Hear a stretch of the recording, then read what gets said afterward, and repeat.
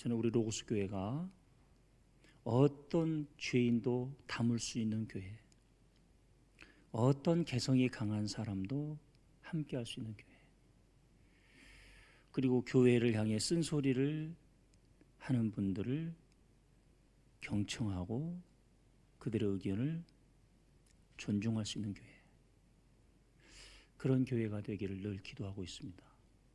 그런데 한 가지는 양보하지 않습니다. 그것은 세례를 대충 받는 것은 허락할 수 없습니다. 구원의 확신이 확증되지 않으면 목사의 양심상 도저히 이것은 불가능해서 지금까지 목회를 하면서 딱 한 번 세례 문답에 통과되지 않은 분이 시험 들어서 교회를 떠나는 것을 봤는데 상당히 마음이 아팠습니다. 어제도 세례 문답을 하는데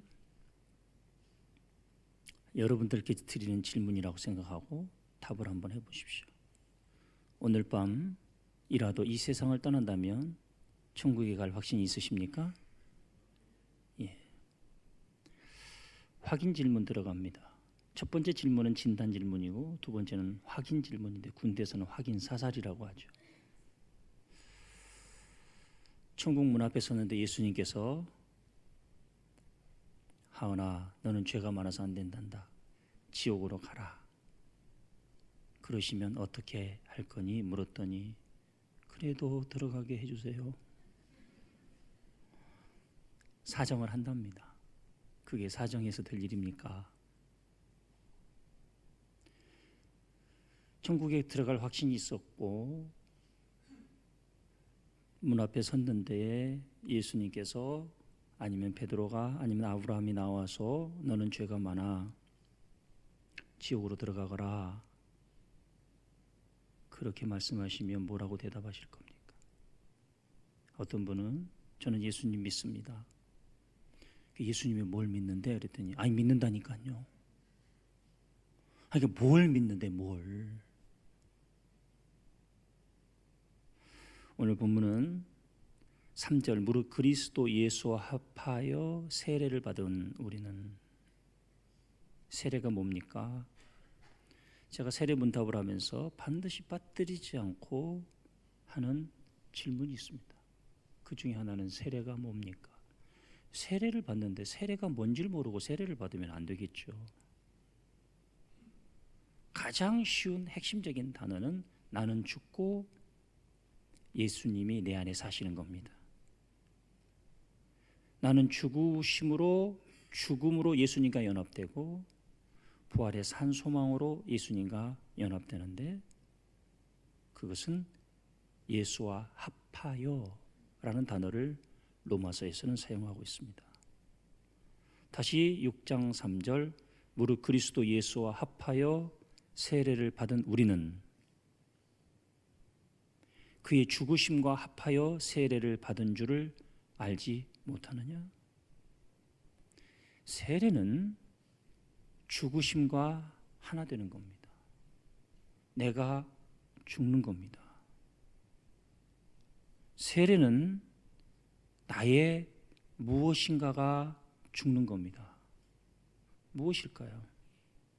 4절이 설명하고 있습니다.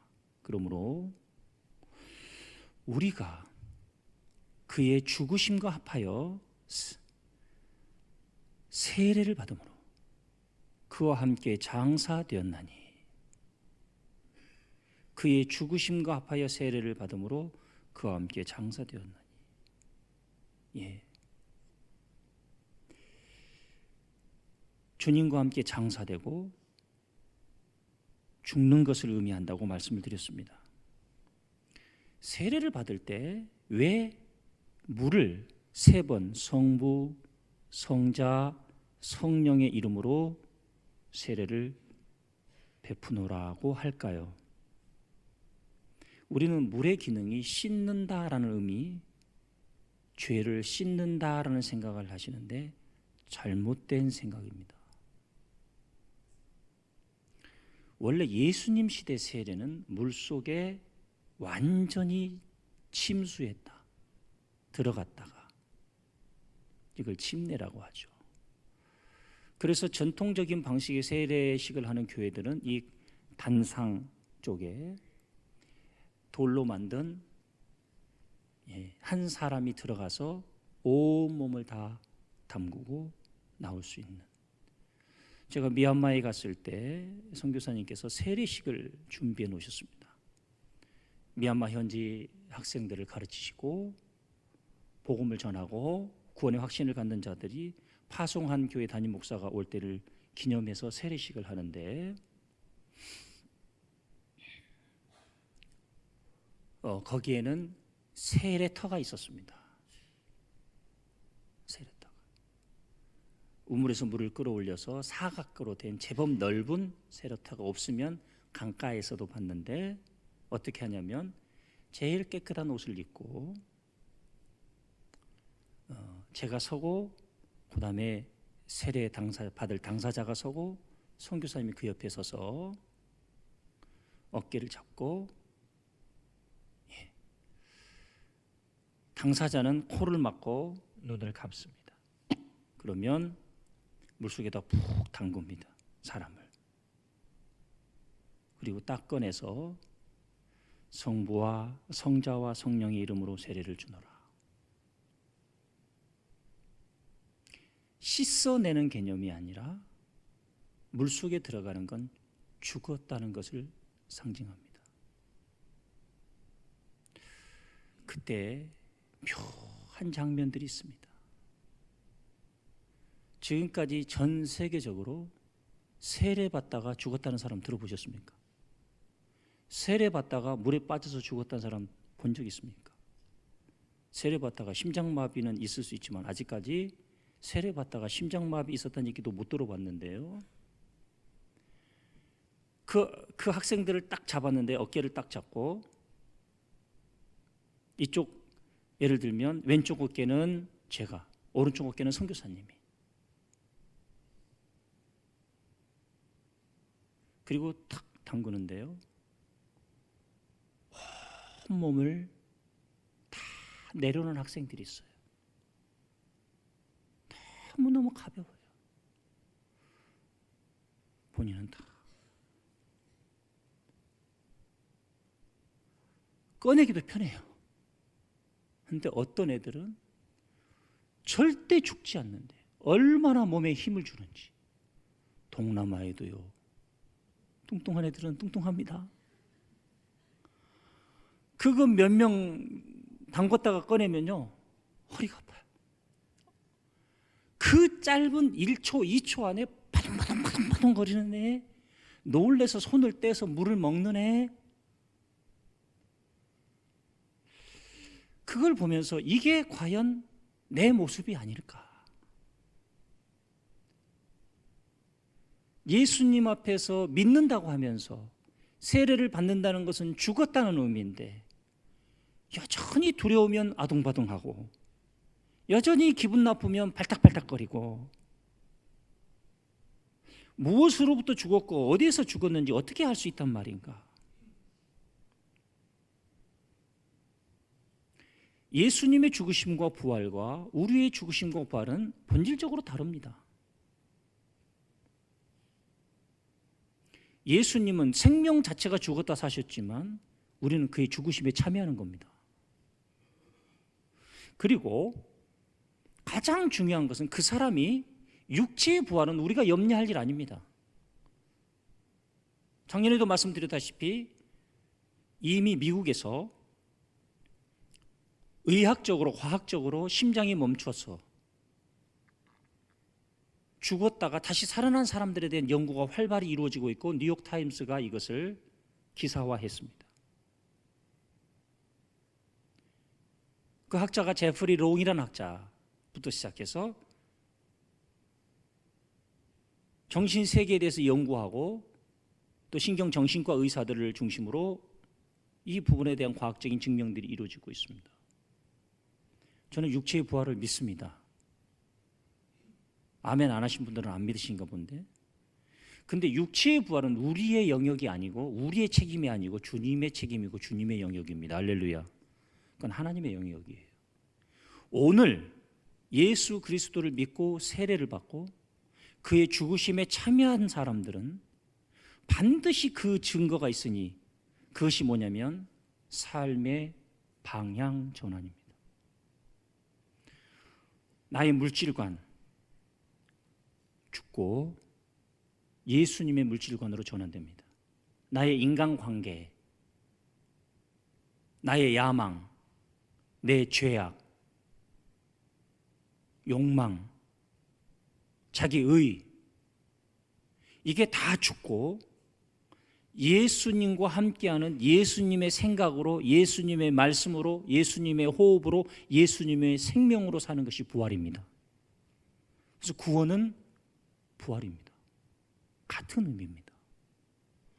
그런데 예수님은 믿고 있고 구원을 경험하지 못한 얼토당토하는 신자들이 한둘이 아닙니다. 예수님 어디 계신가요?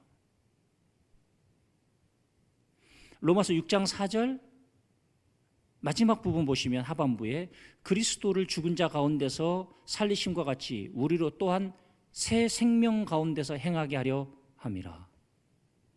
새 생명 가운데서 행하게 하려 함이라. 여기서 새 생명은 예수님의 생각, 예수님의 관점, 예수님의 마음, 예수님의 철학, 예수님의 말씀 가운데서 살아가는 삶의 방향 전환인데요. 그래서 가장 핵심적인 요소가 헌금의 문제를 얘기하고 있는 것이 아니라 물질관을 얘기하는 겁니다. 그 사람의 물질관이 구원을 받았느냐?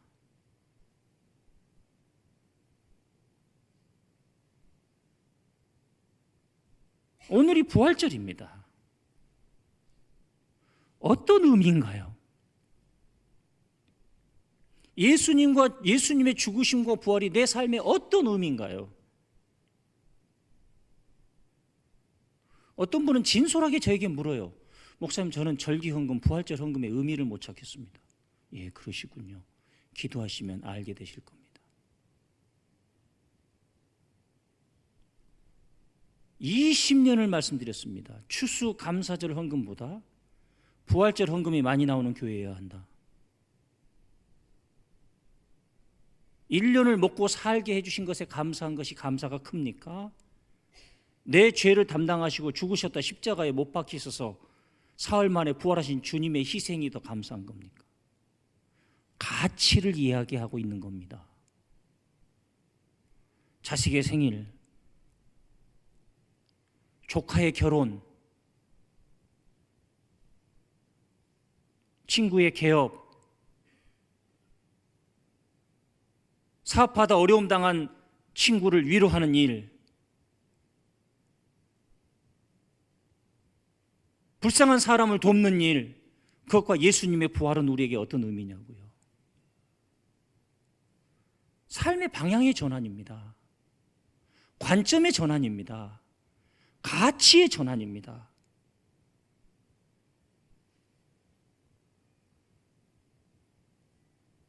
이것이 나는 죽고 예수님이 내 안에서 사시는 거란 얘기예요.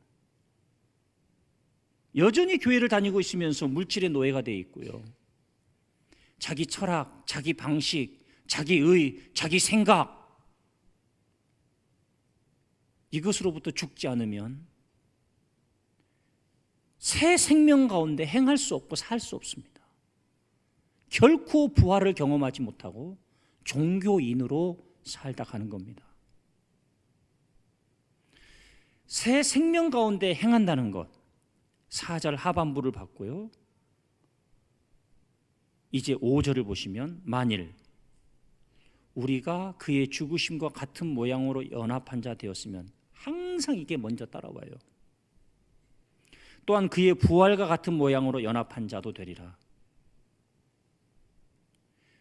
죽으심은요, 어떤 유익이 있냐면 다시 살게 됩니다. 죽으심은 어떤 유익이 있냐면 사망 권세가 우리를 다스리지 못합니다. 죽어 있는 사람에게 무슨 사망 권세가 두렵습니까? 공동 번역으로 로마서 6장 5절을 보면요, 우리 함께 읽겠습니다.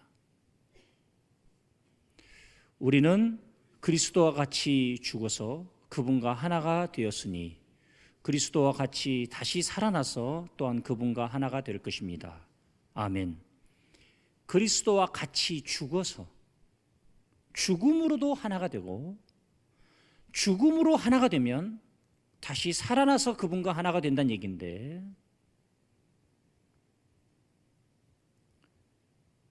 살면서 나는 오늘 두려움이, 미래에 대한 두려움이, 열등감이, 욕망이, 죄가 살아있는 이유는 예수님의 죽으심과 우리의 죽으심은 달라요. 우리는 날마다 죽으면서 단계마다 수준마다 치열한 피 흘리는 영적인 전투를 해야 합니다. 사랑에 관한 영적인 전투도 첫 번째 범위는 가정이에요. 두 번째 범위는 교회예요. 이제 많은 성도님들이 교회를 넘어서면 어떻게 될까요? 교단과 한국교회와 대한민국으로 넓어집니다. 끊임없이 나는 어느 단계에서 여전히 두려움 가운데 살고 있고 죄책감 가운데 살고 있나 점검해 봐야 될 일이에요. 자기 철학도, 삶의 철학도 죽지 않고, 물질관도 죽지 않고, 의지도 죽지 않고, 여전히 상식 안에만 머물러 있고, 우리의 세례는, 우리가 죽었다는 것은 삶의 방향 전환, 관점의 전환, 전혀 다른 사람으로 너무 자유하게, 행복하게 주님과 함께 살 수 있는 길이 죽으심을 맛본 자들에게 주어지는 부활입니다. 죽으심을 본받아, 죽으심과 부활은 하나인데 똑같은 것이 아니라 우리가 본받는 것은 예수님의 죽으심의 아류입니다. 유사한 것을 말합니다. 본받아. 연합되었다. 쉼프토이라고 하는 헬라어인데요, 접목하여 생명을 하나로 연결하는 겁니다. 근데 우리가 신앙생활 하면서 왜 내가 요즘 컬컬해지냐? 왜 저 사람 만났을 때 시험이 드냐? 왜 이런 사건을 경험하고 이런 위기가 찾아올 때 신앙이 흔들리느냐? 흔들리는 겁니다. 그것으로 인하여 흔들리지 않으면 그 사건 앞에서 사건과 함께 예수 그리스도의 생명에 내가 접목한 게 되는 거예요. 지금 그 일은, 이 수준은, 이 사람과 함께 풀어야 할 숙제는 내가 아직 예수님과 함께 접목되지 않은 거고, 그것으로 인하여 내가 죽지 않은 거예요. 이상한 게 아니라 다시 죽어야 될 일이고, 다시 예수님과 연합해야 될 일이고, 다시 그분께 접목해야 돼요. 그러기 위해서는 처절한 영적인 전투가 있어야 한다는 거죠. 저도 목회자로서요, 가족 구성원에 관한 사랑의 수준을 넘어섰더니 교인들을 향한 사랑의 시험을 넘어섰더니 그걸로 끝날까요? 아니요. 아니에요. 또 있어요. 어떻게 사랑할 것인가? 이 사건 앞에, 이 목사님 앞에, 이 사람 앞에 내가 어떻게 죽을 것인가? 다시 예수님의 생명에 접목하고, 저는 이 접목의 원리를 알아요. 저희 집이 과수원이었는데요, 옛날에 우리나라의 배의 품종은 저장이 오래 안 되는 배였어요. 그 품종이 장심낭이라는 배였고, 신고란 품종이 개발이 돼서 신고배는요, 저장이 굉장히 용이해요. 이 배는요, 단맛은 장심낭이라는 배가 더 품종이 좋은데 쉽게 물러져요. 그래서 거의 일주일 내에 소화를 해야 돼요. 냉장고에 넣어놔도 별로 오래 가지 못해요. 근데 신고란 품종이 개발돼서는요, 어떻게 되냐면 저온 창고에 보관하면 6개월도 가능해요.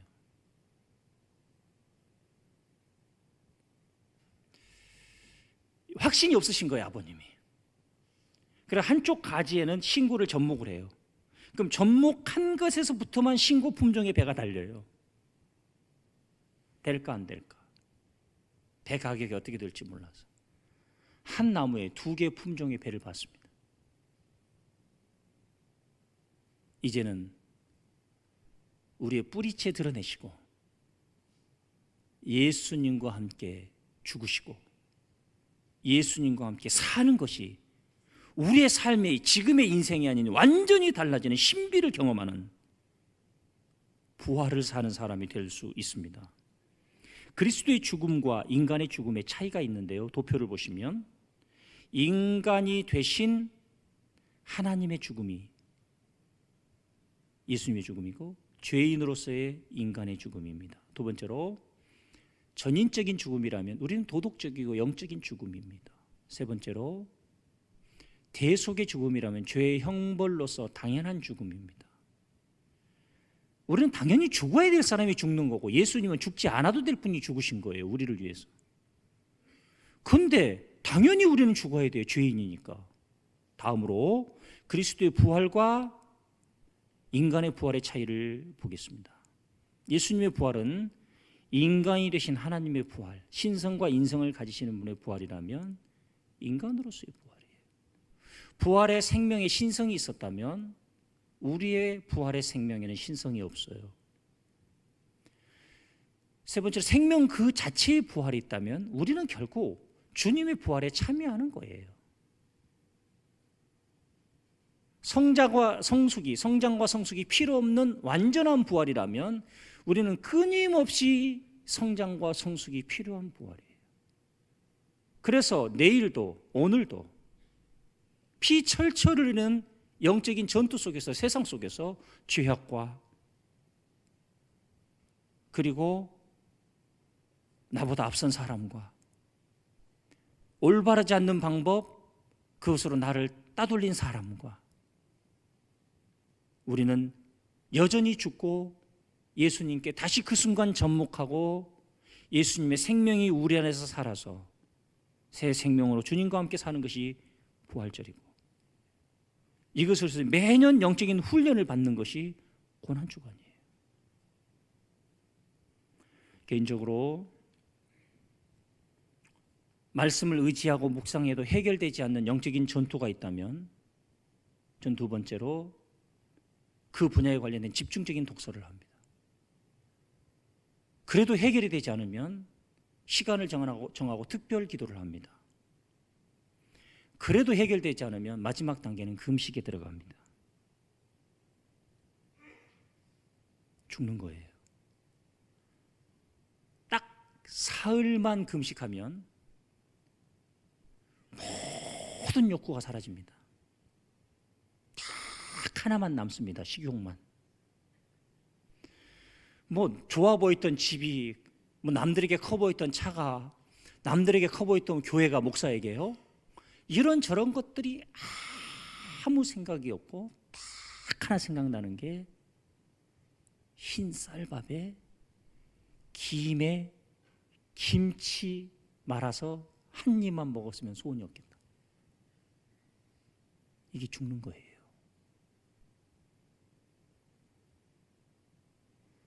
교회는 다니고 있으면서 영적인 처절한 전쟁들이 앞으로 우리에게 얼마나 기다리고 있는지.